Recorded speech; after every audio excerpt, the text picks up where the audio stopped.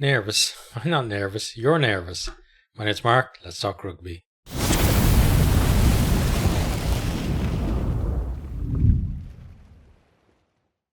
Man, this is such a massive, massive game. 4 times champion Leinster against the kings of Europe, Toulouse, 5 times winner of the competition. Nobody else has won it as many times as them. They've been in so many finals, so many semi-finals as well, down through the years. And, they're the favourites for this one as well, to make it 6 and to put, that gap between Leinster, who are the closest to them, a little bit further out of reach for them as well. So, as I said, it seems like a huge game. I am, despite what I said in the intro, very, very nervous about this one. More nervous actually than the last 2 years when Leinster played La Rochelle. And, I don't take any solace from Leinster's performances against Toulouse in the semi-finals either, in those ones, because this is a totally different game and the teams are in very different positions than they were 12 months ago. So yeah, massive game. Does it get any bigger in the Northern Hemisphere in club rugby than these two clashing in the final of the competition that both of them have basically built their reputations on? I don't think it does. So it's Leinster versus Toulouse. It's on Saturday, 25th of May. It's a 2:45 kickoff. I wish it was later because I finished work at 3, which means I'm going to have to sneakily watch the first 15 minutes at work, then watch probably the rest of the match either in the train station or probably the second half then on the train on my way home as well. Not ideal, which means I'm probably going to have to watch the game a second time in order to do a review of it.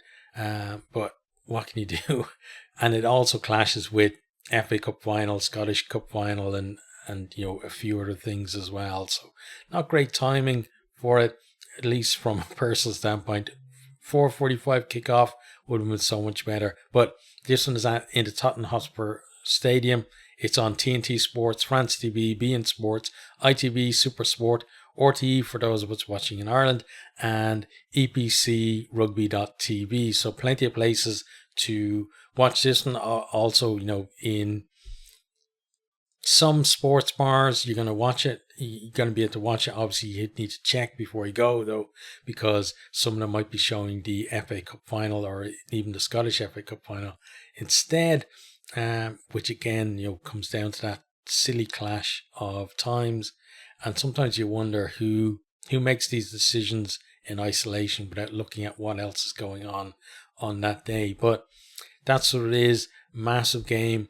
I have no interest in the FA Cup finals that are on.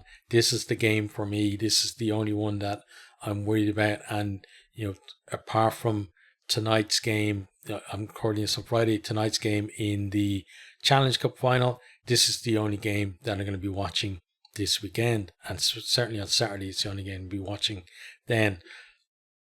So what we're going to do is, in this video, we're going to go through, first of all, the team selection for both teams. We're then going to go talk about what changes there are from the semi-finals. We're going to talk about how the teams actually reached the final, both of their routes to the final.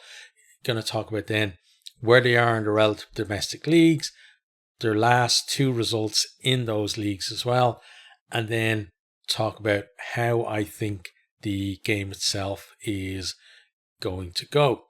And with my nerves, it's one of these ones again where I honestly have not decided what my prediction for this game is. I did make a prediction earlier on in the week, but I don't know whether it's going to change by the end of this video and whether I'm going to go with my head or my heart. It's always a toss-up with tight games like this, and I don't think it's going to get any tighter than this one, to be honest. But let's go through these teams. So we are going to start with the Leinster team. So starting from the front row, we got loose head is Andrew Porter.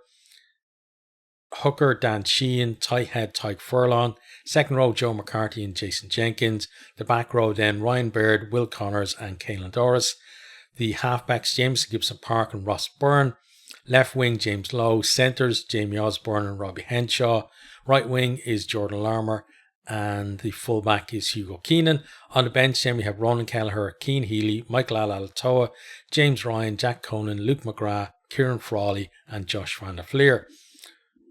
Now let's have a look at the Toulouse side. So front row, loosehead Cyril Bai, hooker is Pito Mauvaka, tight head Dorian Aldaheri, the second row Thibaut Flamon and Emmanuel Maufu, back row Jack Willis, Francois Cross and Alexandre Roma, halfbacks Anton Dupont and Roman Entamac, left wing is Mathis Labelle, centres Peter Aki and Paul Coste, right wing is Juan Cruz Malia, fullback Blair Kinghorn. On the bench then Julian Marchand, Rodrigue Netti, Joel Merkler, Richie Arnold, Joshua Brennan, Paul Grau, Santiago Chocobares and Tomo Ramos.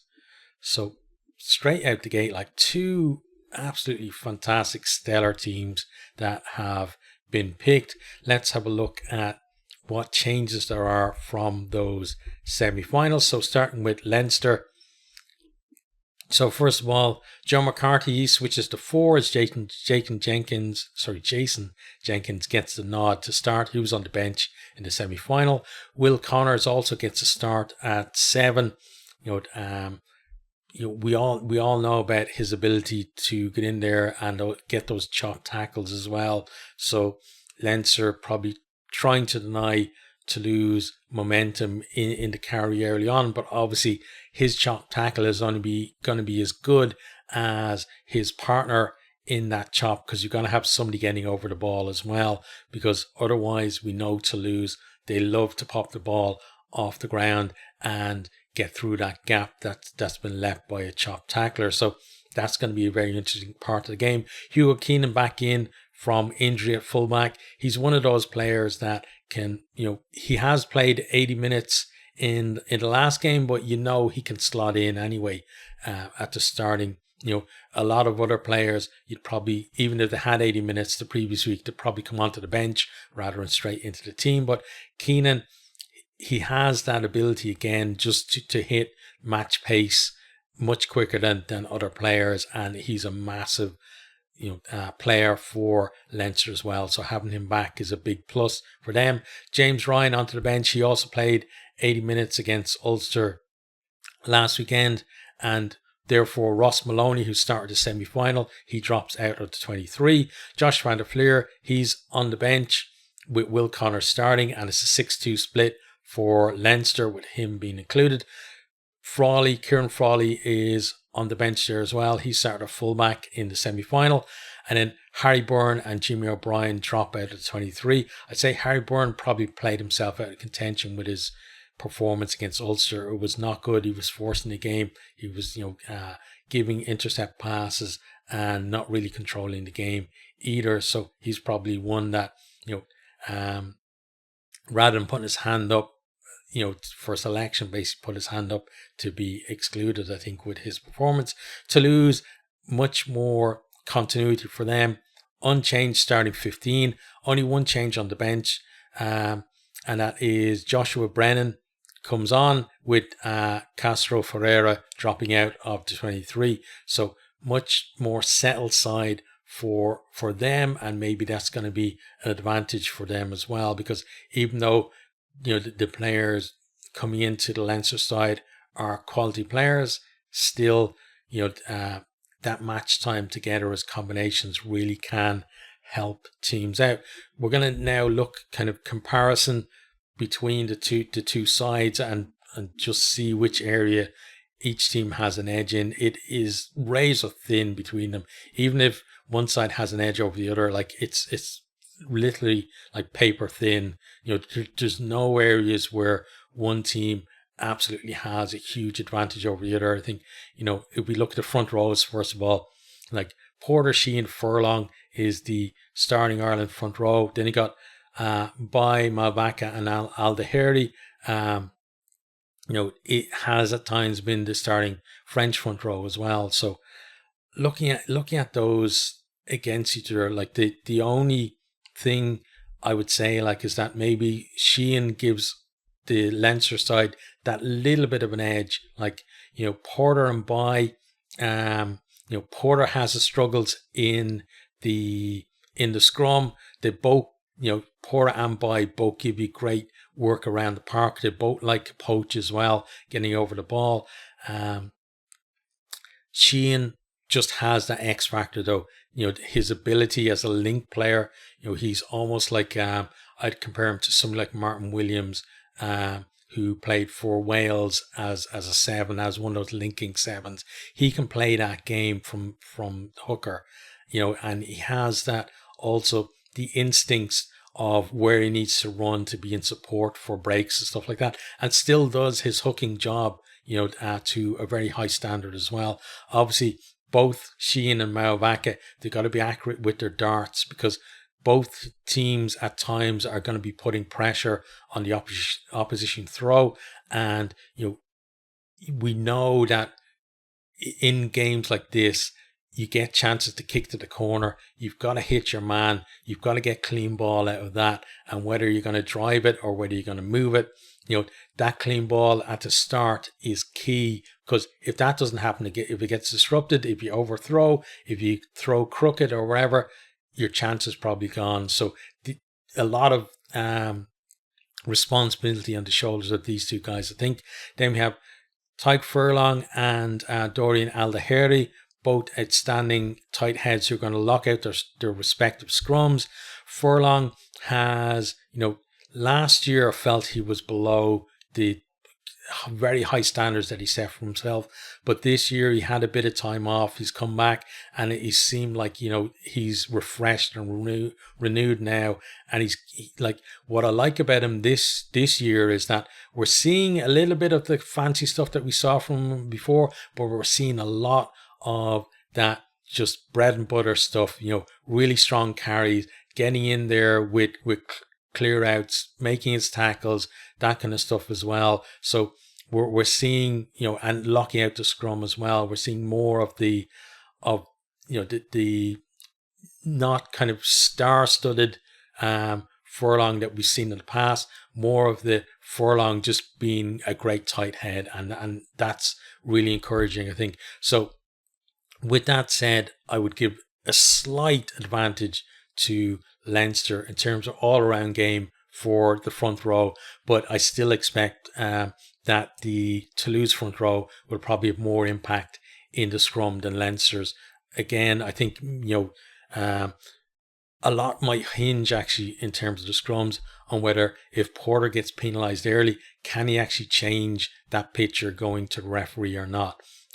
Into second rows then, we got Joe McCarthy and Jason Jenkins against Thibaut Flamand and Emmanuel Maufu. So McCarthy has been a real revelation for Ireland and Leinster since he's come in. He's given them that big presence that they've missed for a long time, and young lad, but still up for it. He's got some good skills as well in terms of offloads and carries, but Flamand probably has the better skills in that area as well. Some of the things he does, and his awareness as well of being able to bring others into the game as well. Not just with those strong carries, but making sure his body position, etc., allows him to find players with pop passes and stuff like that as well. And then Jenkins is going to give you a grunt there as well in the second row. And then Miafu has had a really good season too for Toulouse. And for this one, honestly, I can't split the two. I'd say they're pretty even on that one. Into the back row then, we got Ryan Baird, Will Connors and Caelan Doris up against Jack Willis, Francois Cross and Alexander Romain. So Ryan Baird this year, we saw kind of the last few seasons a lot of the flash stuff of making the breaks and that kind of stuff, and just showing great pace for a back rower. But now we're seeing more of that kind of, doing the basics and doing it well. We're seeing him hit more rucks. We're seeing him, getting in there with his clear outs, etc., and making his tackles too. Francois Kroos, I'd say in terms of the last season has been slightly better, I would say, than Ryan Baird. But again, not that much between them. But, in terms of their top performance, I think Kroos has hit slightly higher ceiling than Baird. But, Baird, you can see that there is a lot more to come from him as well. Then Will Connors, we talked about, he's going to get in there, he's going to do the chop tackles, etc. Jack Willis, he's a guy to get over the ball and win your turnovers and win your penalties. And he's another guy who's, the last couple of seasons has been outstanding. Caelan Doris, hugely impactful with his carries, and we've got to see that in the final. If Toulouse can, negate that and stop him from making meters after contact, then that's going to take a lot away from Leinster, because getting over that gain line and be able to reset quickly really does help them in terms of getting that fast ruck speed and catching the opposition defense where they're not quite set and where there are going to be gaps for them to exploit. So, Doris is a big man for that. McCarthy as well, in terms of carries, are going to be big for them. But, I would imagine that the Toulouse pack will be looking to, isolate Doris and get Willis over him and win penalties that way. Then Roma, he's going to be a big carrier as well for Toulouse going in the opposite direction. And, Leinster are going to be looking for Connors to be chopping, and then either Baird or Doris getting over the top, or probably even Porter there as well, or whoever is available. In the modern game, if you're a back or a forward, if you can get over there and get a poach or win a penalty, you do it. You don't worry about the number on your back. But yeah, back row, I'd probably give a slight, and it is slight advantage to Toulouse on that one. Into the halfbacks then. So we got James Gibson-Park and Ross Byrne versus Anton Dupont and Roman Ntamack. So Jameson Gibson-Park has been in absolutely stellar form for Leinster. And if Leinster were playing any other team, without a doubt, he would be the best number 9 on the pitch. But he's up against Anton Dupont, who is, for my money, the best player of his generation. So this is going to be a huge clash between them. Anton Dupont has done it year in, year out for so long. Gibson-Park, he's been a good player for Leinster, but he stepped it up to a new level this year. Can he sustain that in the final and deliver up against, somebody as good as Dupont? That battle is going to be huge, and I think it's going to be very influential as well on how things go, because, both of them are the types of 9s that, even if their forwards are, at times losing the battle in the breakdown, they can make the difference in terms of just getting that ball out that little bit quicker, finding someone, and, turning what was looking like maybe a possible turnover at the breakdown suddenly into a line break for their team. So that's how important these two are for the teams. Then we Ross Byrne and Roman Ntamack. Ntamack has all those skills. His kicking game is excellent, and we don't talk to as much about that as maybe his passing game. Passing game is absolutely fantastic. The way he's able to get that ball to width when as quickly as possible when it's on, and that's going to be important as well, because you know that the Leinster defense, they defend narrow, a lot narrower than other teams, and with that rush defense coming up in, a lot of times it's like an umbrella trying to, negate the fact that they're not so wide by coming up and putting pressure on the guys in the width. But if Ntamack can get the ball out before they're able to do that and get out to the width, then there's the possibility to break down the wings and then have cover coming in behind that Leinster defence, and potentially, decent line breaks or even tries coming from that. And Ntamack has the skills to be able to do that, to be able to skip his midfield when he needs to and go straight to the width. And, other than that, like he has a threat himself to make a break as well. And as I said, he's got that kicking game. He can, cross kick, he can kick in behind you, he can kick 50-22s, he can kick long and, make you kick back to the likes of Kinghorn, LaBelle, and Cruz Malia, who can then counter against you as well. So, he's going to be, again, key. I think Ross Byrne, if it was last year, I would have said, that he wasn't far behind Ntamack, although Ntamack is certainly a better player than Ross Byrne. I don't think anybody would argue the opposite of that. This year, Byrne has been at a lower level than he was last year. And, he had been out injured. He came back. He was forcing things, trying to maybe impress the Ireland selectors, because he basically came back in the middle of the Six Nations, and it felt like he wasn't really back to that kind of more consistent level that we are used to from him, and with those injuries as well, kind of not getting as many runs in the team as maybe we're used to him having at 10 as well. So he's a guy I think that has to have a big game for Leinster to win this one. If he gets rattled early on, that could be a big problem for Leinster. But if he does step his game up, then that's something that can really help them. But on paper, you've got to give the edge to Toulouse, and this, and I think is probably given the combinations and current form, probably the biggest gap between the two teams. Although Gibson Park really does help to close that gap at least.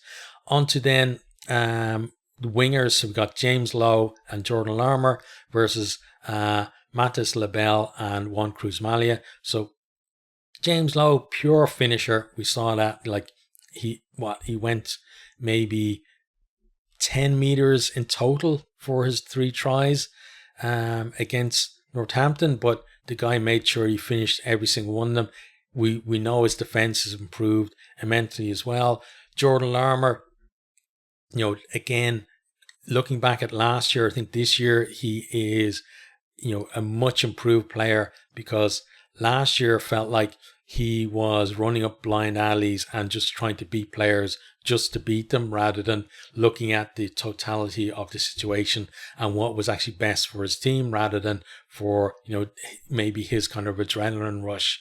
And because of that, he's getting on the score sheet, but he's also, when he makes those breaks, he's looking for where his support is, and he's contributing a lot more to the team than he did last year. So that's good to see. For Toulouse, LaBelle is another guy who is, he's got massive, brilliant pace, and he's a finisher as well. Juan Cruz Malia, a guy who, if you get the ball to him close to the line, you're going to be, hard pressed to actually get that guy into touch and prevent them from getting over the line as well. So,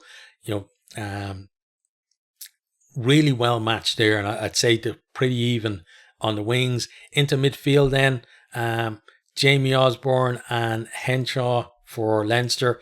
Osborne has been, a sensation really for Leinster this year. It's good to see him in the team, because there was talk about, bringing back in Gary Ringrose, having played no minutes or whatever. I think that maybe been a bit of a smokescreen, or just, the whole idea of, Gary might be involved or whatever. But I think Osborne's inclusion is important, because last year we talked about how there seemed to be that separation between this is the Champions Cup team and this is the URC team, and the two shall never mix kind of thing. But Osborne has, made that step up and has been very impressive. Robbie Henshaw, we're used to seeing him at 12, but we know he can play 13, and he's done a really good job there. Peter Aki, for me, one of the form centres in Europe this year, has had a fantastic season. And then beside him, Costes, somebody pointed out to me, that I should look at this guy a bit closer, and his performance in the semi-final was amazing. And I think, he's a guy who could be an absolute superstar in in this game in a couple of years' time. At the moment, he's still a fantastic player. He some of the stuff he did, like what was it? He stepped Marcus Smith in that semi-final, left him on his ass, then kicks the ball, makes a break, then kicks the ball pinpoint, and it leads to a try for his team as well. So, that guy has some serious skills as well. He's going to be a real threat for Leinster, and the matchup between these two, again, is going to be, fantastic to watch, and could have a big, say in terms of the outcome of the game. And it's hard to kind of split them. So I'm going to say that this is even though if I was to pick one over the other, again, probably lean a little bit towards Toulouse on that one. Then we have fullback. We have Hugo Keenan for Leinster and Blair Kinghorn for Toulouse. Keenan, absolutely solid under the high ball. He loves to come in into the line as well, and provide that extra guy in there, and often he'll make a break or score a try when he does come in. Then you got Blair Kinghorn, a great kicking option for Toulouse. He's a second distributor. He's got that absolute pace as well. That means that he's a threat when he comes into that line. He's got the passing skills as well, which means he leaves defenses guessing. Is he going to go to the width? He's going to try and get through that gap. Is he going to kick over the top and then set up something from there? So he really does make defenses hesitate. And if you hesitate against this Toulouse team, that's enough for them to be able to exploit it and maybe get in for a score as well. Two fantastic players, but on this one, I'm going to give this one to Leinster. Kinghorn is a fantastic player, but Keenan is just that little bit above him. I'm not saying that Kinghorn can't outplay him, and we might see that on Saturday that he does, but I think in terms of if I had the choice between these two as my fullback, I'd pick Keenan pretty much every time. But I'd certainly be very interested if you offer me Kinghorn to put him somewhere in my team or on my bench as well. Two just absolutely fantastic fullbacks there. So onto the bench then. So looking at the two benches, we got Kelleher, number 2 hooker for Ireland. You got Julian Marchand, number 1 or number 2 for France, depending on what day of the week it is, really. Then you got Cian Healy. Fantastic to see him still involved, at this stage, and he's evergreen, that guy. You got Nettie, fantastic impact from the bench as well. Al Alatoa probably wants to make up for his contribution off the bench in last year's final. Then Merkler as well. So two, when these front rows come on, there's going to be no less intensity, around the park and in the scrum from these guys as well. There isn't that much of a drop for either team between the starting front row and the replacements. Then we got James Ryan coming back. I think he's going to be, brilliant for Leinster to bring on at whatever. I think it's probably going to be about the 50 or 60 minute mark, because that guy just gets through a heap of work, and he could potentially, allow Leinster to get quicker ball as well at the breakdown. Jack Conan, we know he can impact in the carries. He's got a great offloading game as well. And, again, when things open up later on, maybe he's going to, provide something. Leinster absolutely need to be able to score in that last quarter of the game. They haven't done it very much this season in big games. So he's going to be, I think, key to that, his performance when he comes on. For Toulouse, you got Richie Arnold and Joshua Brennan there as well. Both going to give them impact from the bench as well. Brennan so versatile, which means that they don't have to have a set plan of who's going to come off at what time when he comes on too. Then you got Luke McGrath at coming out 9, and you got Grau as well. So McGrath basically these two is when did it come on? Do they come on, kind of thing? Would it be better for Leinster to leave Ginson Park out for the whole game, or I don't think they will. I think McGrath will see time, but we'll see with these two. Really, it's more about who they're replacing, and what state they're in when they replace them as well. Could be important. Then we've got Frawley, the only other back on the bench for Leinster, and then you got Chocobares and Tom Ramos. What a guy to bring on for them. You could easily see him kicking the winning penalty from his own half or something like that. Something crazy like that, or at the same time, collecting a loose high kick and returning it and setting up a try that wins the game as well.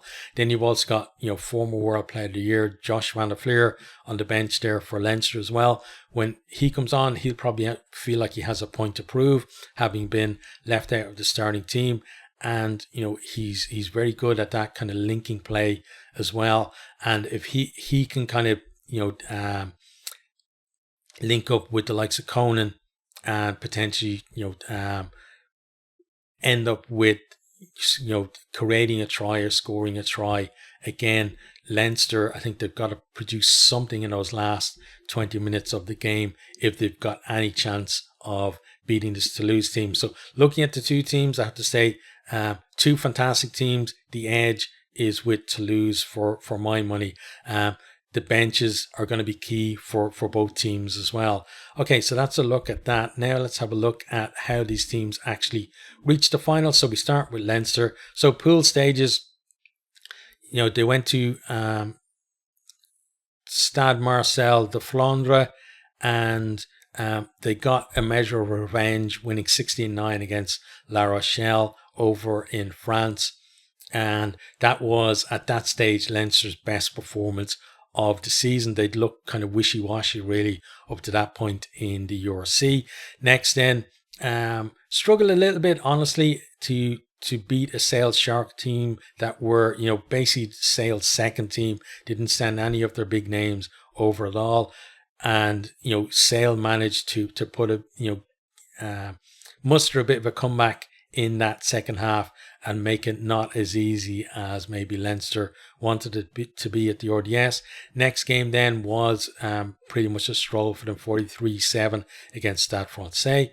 And then another fantastic performance away from home against Leicester Tigers to round out the pool, 27-10 at Welford Road. And that's what kind of set them up to, have that kind of home country advantage through the rest of the knockout stages as well. Into the round of 16, repeated that performance really against Leicester and beating them at the Aviva Stadium 36-22. And then we come to what has been Leinster's best performance of the season, 40 points to 13 against La Rochelle. And this one really felt like it was some kind of cathartic experience for the Leinster players and the Leinster fans as well. But that for them to win this, that can't be their best performance of the season. They're going to have to go better than that to beat this Toulouse team. On to the semi-final then. Looked like they were cruising against Northampton Saints, 20 points to 3 up shortly after half-time. Northampton came back at them like a train as Leinster really badly faded in that second half and went into some kind of management mode where they were just trying to protect their lead rather than trying to score any more points, and it almost cost them a slot in the final, and only for Doris getting over and winning a penalty right there, in the last minute of the game. Saints would have been in for a try, and it would have been a Saints to lose final that we were talking about rather than Leinster. So Leinster very lucky in that game in Croke Park to come out with a win, and hopefully that's kind of a G up for them as well for this final, that you've got to be on it. It has to be an 80-minute performance. You can't think that you've got the game won, and that's going to be the big lesson for them, is that last 20 minutes Leinster have to perform and potentially they're going to have to outscore Toulouse to win the game in the last 20 minutes, which is something that Leinster don't do all that often against many teams at all. Okay, on to then the Toulouse route to the final. So in the pool stages, 52 points to 7 against the Carter team that probably shouldn't have been in the Champions Cup.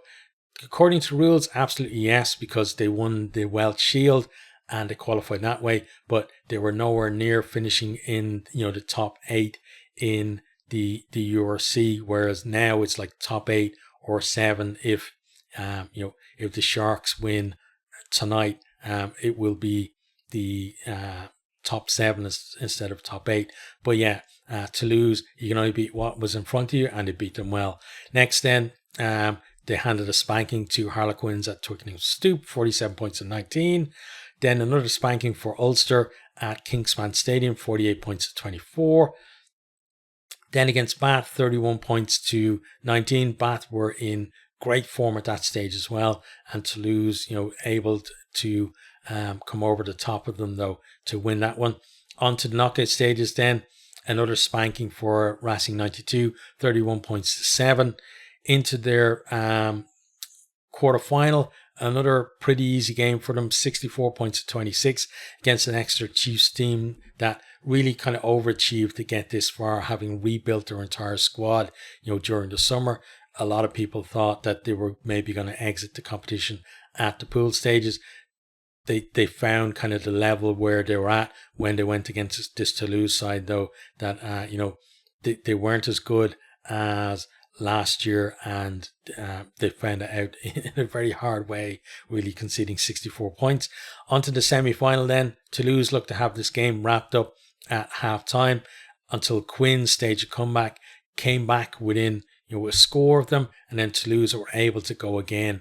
And that's something that we haven't seen from Leinster, was in that game against Northampton they weren't able to go again, but Toulouse were, and that could be the difference between these two teams. And that's why I say that Leinster, they've got to produce a performance in that last 20 minutes, or their efforts up to that point won't matter, because Toulouse have that ability to win the game in those crucial minutes. So both teams, in their semi-finals, kind of similar in that they rushed into a lead and then the opposition came back at them. But the way they responded to that was very different. Leinster, as said, kind of clammed up. They went into defensive mode and almost lost the game. Toulouse were able to kick on and win the game. So Leinster have to look at that and see that that's what they've got to be able to do against this Toulouse side if they're going to win. Okay, so next let's have a look at the recent form and position of the teams as well. So Toulouse are top of the top 14 at the moment. The last 2 rounds has basically cemented their place there to do that. So they first of all they beat Stade Francais, who were the leaders at the time, 49 points to 18.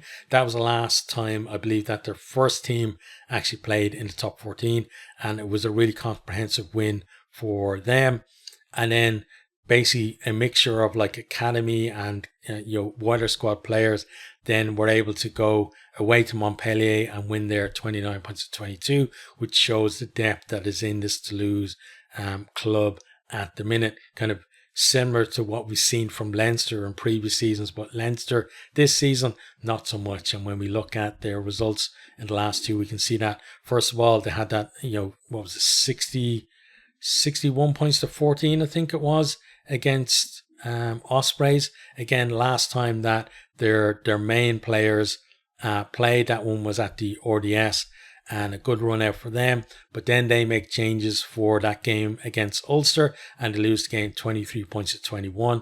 And Ulster were definitely the better of the two teams on that one. So Leinster maybe not as much depth as we've seen in previous seasons. So it's all about now, within that 23 that's going to play the final, have they got enough to beat that Toulouse team?